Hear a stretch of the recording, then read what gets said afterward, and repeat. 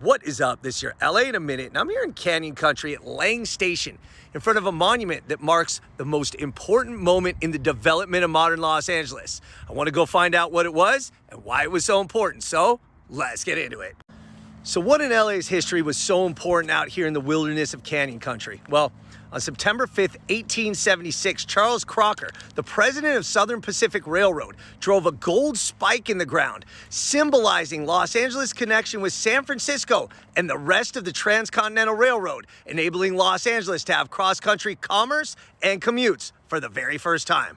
It's hard to overstate how important being connected to the Transcontinental Railroad was for Los Angeles. Before, there were wagons and passes and tough commutes, but now Los Angeles was connected to San Francisco, the main city in California, and more importantly, the rest of the United States.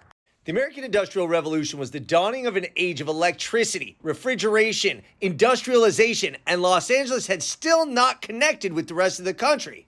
But agriculture was starting to thrive in Los Angeles. Orange and lemon groves were sprouting up throughout Southern California, and oil was soon to be discovered. To put it simply, without the Transcontinental Railroad, some of LA's most prominent founders like Workman, Wolfskill, Edward Doheny simply could not have flourished. But at the time, the area where the Golden Spike was driven, which is now Canyon Country, was known as Lang. John Lang, a dairyman and a judge, had built a hotel in 1871 where health-conscious patrons could enjoy his hot springs.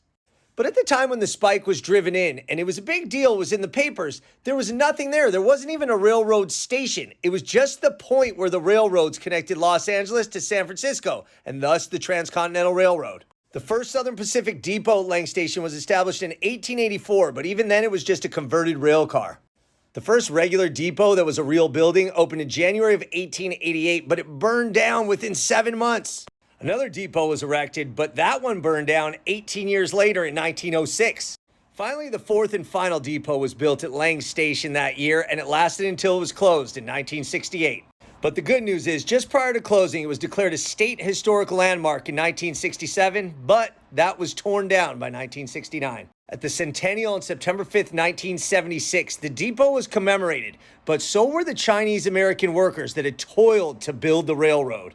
Turns out that 3,000 people of Chinese ancestry battled solid rock, blistering heat, desiccating winds, cave-ins, boiler explosions, breaking cables, toiling thanklessly where their daily progress was measured by fractions of an inch, not by feet or yards. Without them, there was no Lang Station, and there was no Golden Spike, and Los Angeles wouldn't have connected to the Transcontinental Railroad. The reason it closed was because the Palmdale Cutoff opened in 1967, and freight traffic was rerouted through that cutoff, and there was a lesser need for the Soledad Canyon line, which is where Lang Station was.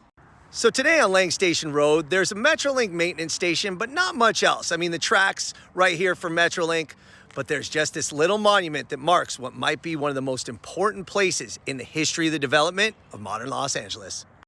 So Metrolink track still runs right behind this monument, but the fact is, 148 years ago, the most important moment in the development of modern Los Angeles happened right here at this spot. Wow. All right, LA, it's been a minute.